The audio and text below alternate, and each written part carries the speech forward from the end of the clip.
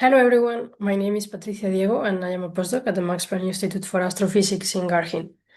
In this talk, I want to discuss with you our recent results on cosmic birefringence from the Atacama Cosmology Telescope DR6 release. But if you'll allow me, first I would like to rewind a little bit, because perhaps the most interesting thing about this work is not the result itself, but the context in which it happens. And like most CMB stories, this one starts in the 90s, when people first realized that when you decompose the temperature and polarization anisotropies of the cosmic microwave background in terms of spherical harmonics, you are not only getting a more convenient description, but also a decomposition into eigenstates of parity, where the coefficient for temperature are parity even, since these are just scalar perturbations. And in the case of polarization, the E modes transform as parity even, and the B modes transform as parity odd. So that when you calculate all of the possible cross-correlations between these three coefficients, you end up having 4 parity-even angular power spectra, and then 2 parity-odd cross-correlations, TB and EB.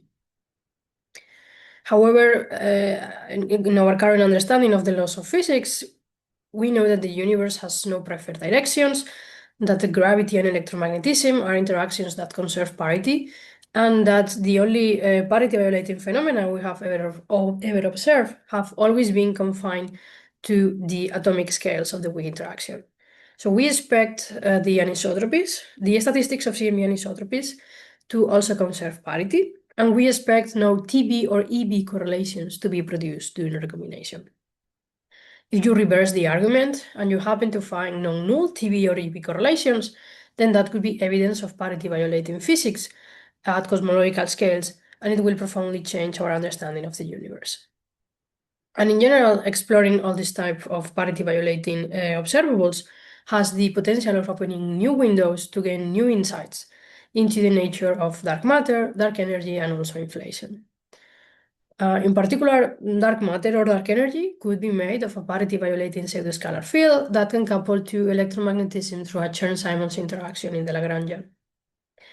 This interaction makes the phase velocities of the left and right-handed helicity states of photons differ, introducing a net rotation on the plane of linear polarization clockwise on the sky that depends on this beta angle here, given by the time evolution of the pseudoscalar field and the coupling constant of the field to photons. This rotation is what we call cosmic birefringence, and it could be sourced, for example, by an action like particle or the field responsible for early dark energy. So what is the effect that birefringence has on the CMB? Well, if we focus on the isotropic component of the birefringence rotation, we know that the original CMB radiation emitted during recombination must have been rotated by this cosmic birefringence angle, so that the TB and EB cross-correlations that we observe today are no longer zero, but instead a rotation of the observed TE and EE power spectra, respectively. So the target is clear. We know exactly what type of signal we're looking for. Why haven't we found it yet? And the answer is that there is really no way of knowing whether these parity-violating cross spectra we have measured have a cosmological origin, or if they were just produced by a miscalibration in the polarization angle of our instruments. Because both isotropic birefringence and a small unknown alpha miscalibration in the orientation of our polarimeters produce the same type of mixing between E and B modes, and that makes the observed TB and EB power spectra actually sensitive to alpha plus beta instead of just beta. As you can imagine, this is a major setback, because it means that to measure isotropic birefringence, you need a very precise absolute calibration of your instrument. And unfortunately for WMAP and Planck, the best we could do at that moment was 1 degree or 1.5 degree precision in the calibration of polarization angles, inevitably making systematic uncertainties the main limiting factor of any birefringence analysis. However, in 2019, Yuto Minami, Chiro Komatsu, and collaborators came up with an alternative that has the potential to become a real game changer in birefringence analysis, which is to calibrate against galactic emission. The key idea behind the methodology is to exploit this time integral over here, because for fields that evolve slowly over time, then the amplitude of the birefringence rotation is essentially proportional to the propagation length of photons. And in that case, it is safe to assume that the birefringence experienced by galactic foreground photons emitted right next to us will be negligible compared to the ones seen by the CMB photons that have been traveling all the way back from recombination. Therefore, galactic emission will only be affected by the instrumental rotation, and we can use it as our calibrator to break the degeneracy between these two angles. Of course, if you want to calibrate against galactic emission, you need to have a very good understanding of it and very precise model of it, especially of what the intrinsic TB and EB correlation looks like. This approach of calibrating against galactic emission, when applied to WMAP and Planck data, has given us a birefringence angle of 0.34 plus minus 0.09 degrees, which is a result that rejects beta 0 at a 3.6 sigma significant level, and thereafter a collection of cross-checks that we've done over the last couple of years, we are quite confident that is indeed a real signal in the data. But what we were still lacking is some external confirmation coming from independent experiments. And the first one to arrive was ACT. Last March, the Atacama Cosmology Telescope released the data taken by the Advanced ACT receiver between 2017 and 2022, which covers approximately 45% of the sky, with a median combined depth of 10 microkelvin per arc minute and a typical angular resolution of about 1 arc minute. The release includes the data taken by the mid-frequency arrays PA5 and PA6, operating at 90 and 150 GHz, and then the high-frequency polarization array PA4 operating at 150 and 220 GHz. However, the data from PA4 150 didn't pass several of the null tests, so it was finally excluded from the cosmological analysis. What did make it into the analysis is this plot of the EB power spectrum that you get in ACT-TR6, where you can see these bumps of excess power that happen to lie exactly where you would expect a 0.2 degree rotation of the CMB E-mode power spectrum, which is this gray line here. And of course, the corresponding fit to rotation angles to each of the 4 array bands. Here, this psi angle is the global rotation of every frequency band, so it corresponds to the alpha plus beta that we were using before. After calculating the average of these psi angles across the 4 array bands and adding the systematic uncertainties in quadrature, the ACT team reported a global rotation of 0.20 plus minus 0.08 degrees, but they refrain from calling it cosmic birefringence because their instrument model cannot explain this discrepancy here between the rotation angles at PA590 and PA550, which, depending on the multiple cut that you use and how you weight the different maps, can go between 2.4 to a 3 sigma discrepancy. And this raised concerns that there might be some frequency-dependent systematics left in the data that they are not understood. Nevertheless, at the Garching, we were very excited about this result, and we wanted to take a look at the data with our own eyes to see how deep these concerns actually ran. So, to be brief, I'm just going to point out what are the main differences between our analysis and the official analysis that was published by the ACT collaboration. The first difference is on the philosophy of the statistics. So the ACT team took a frequencies approach and they added the statistical and systematic uncertainties in quadrature. Instead, we are going to take a Bayesian approach and we're going to add the systematic uncertainties to the likelihood through the use of priors so that they get directly propagated into our final posteriors. The other main difference is that we are going to distinguish between a common cosmological birefringence rotation and then the small alpha miscalibrations you can have at each of the frequency bands, instead of just fitting a global rotation per frequency band.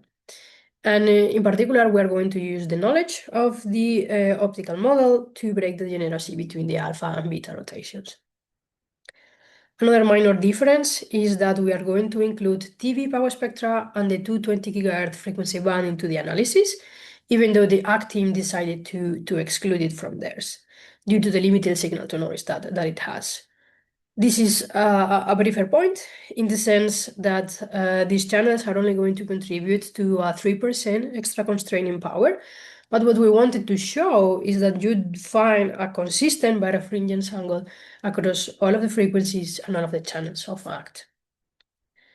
And given that it's going to play a very important role in our analysis, let me say a couple of words about the ACT optical model. So the ACT team developed an optical model to determine what is the relative orientation and rotation of polarization angles across the focal plane through the use of polarization-sensitive ray tracing software.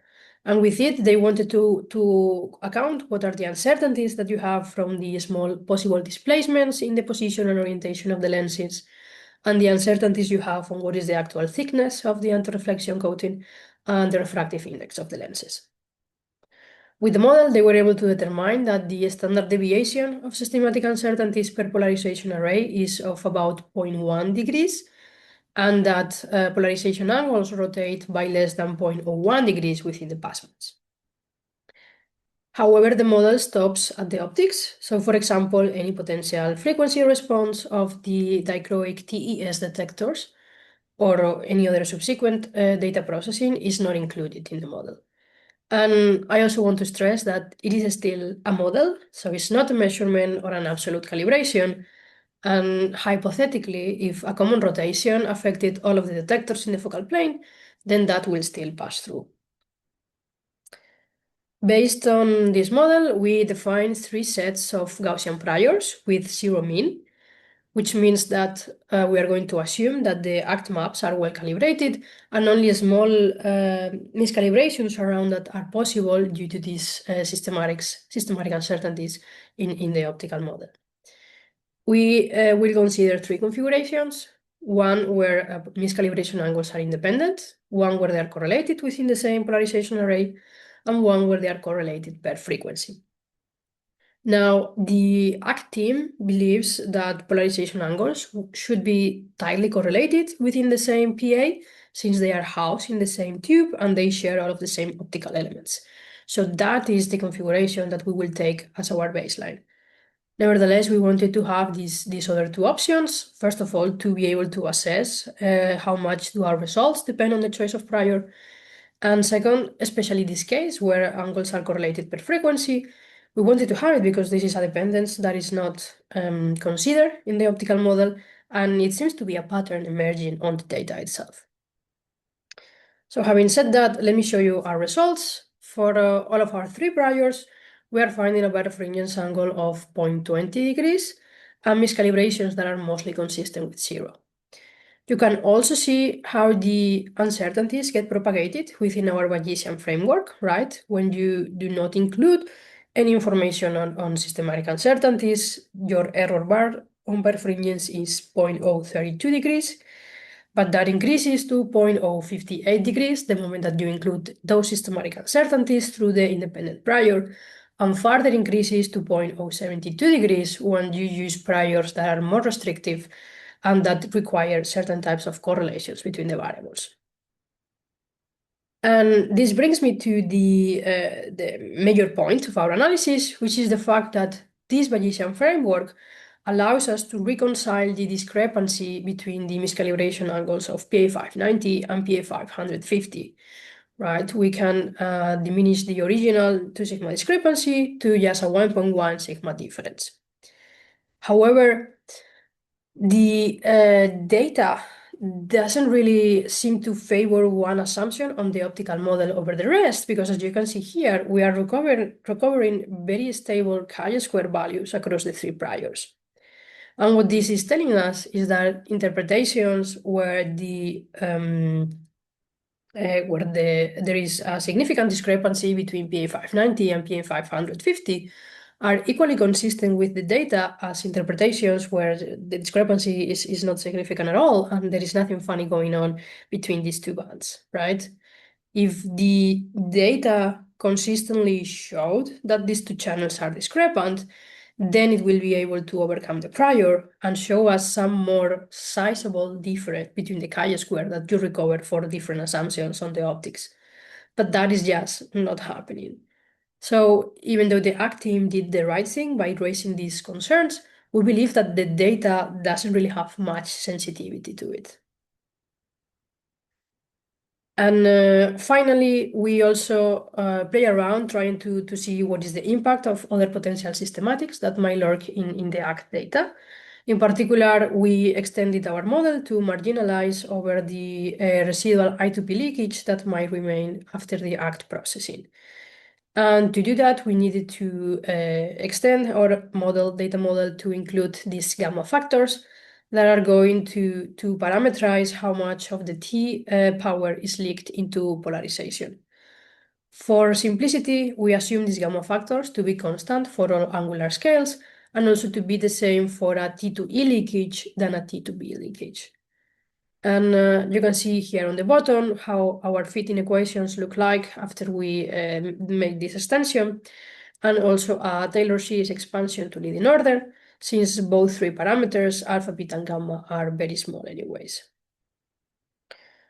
So apologies for the very busy corner plot, but the main conclusion is highlighted here in this bottom left block, where you can see that the gamma parameters are pretty much independent to both birefringence and the alpha miscalibration angles, which is telling us that the data does have enough sensitivity to distinguish between the different angular dependence that these two systematics have, and is able to simultaneously constrain them.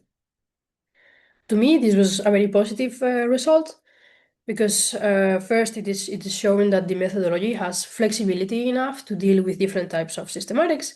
And second, it is a reassurance that indeed what we are identifying as birefringence and polarization angle miscalibrations are correctly identified as shown in the data. And the other main conclusion of here is that the gamma factors that we recover are below the 0.08 level. So if anything, there is a very insignificant I2P leakage in ACT data. And in fact, this has negligible impact on our result because even after marginalizing over this I2P leakage, our posteriors on polarization angles only move around by less than 0.2 sigma, and the posteriors on birefringence by less than 0.07 sigma. So yeah, just to conclude, let me briefly summarize what is the present and future outlook for isotropic birefringence. We have now two independent measurements coming from three different experiments that use different calibration strategies and are both pointing towards positive angles of roughly the same magnitude. And if we were to combine them, assuming these two measurements were completely independent, we will be getting pretty close to the psychological threshold of a 5 sigma detection. Of course, this naive combination of Gaussians is just an approximation, but it's not a crazy one to make in the sense that the angular scales from where the signal to noise of the ACT result and the WMAP plus Planck result are coming from are pretty much independent from each other. Nevertheless, we plan on doing the proper joint analysis of the three datasets, not only to see what birefringence angle comes out of that, but also to see how ground and space-based CMB experiments can cross-calibrate each other, i.e. how the foreground calibration of Planck can be transferred into ACT, and vice versa, how the optical model of ACT could recalibrate Planck. But technically, we haven't fully solved the problem yet, in the sense that neither WMAP, Planck, or ACT have an absolute calibration. So the possibility of there being a common miscalibration angle through all of them is still there. However, seeing that the three experiments are giving us the same birefringence angle is very compelling, because what is the probability that we made the exact same mistake 3 times, right? And it's not only 3 times, because if you manage to make sense of the sign convention in the SPT recent papers, SPT3G is also seeing mostly positive angles around the 0.2, 0.3 degree level. So I cannot say that this is a cosmological signal yet, but there is mounting evidence that there is a real signal in the sky and it is not going away. And this definitive confirmation might come soon by the hands of Bicep 3, after doing some design tweaks to the rotating polarized source that they have, or it might also come from Atacama, since the Simons Observatory is already taking data, and they have adopted several calibration strategies for the small aperture telescopes, including some rotating sparse wire grids, the drone calibration, and we also shouldn't forget about the proposals for calibration satellites that are still being considered. So yeah, we can expect very exciting results for birefringence in upcoming years. Thank you.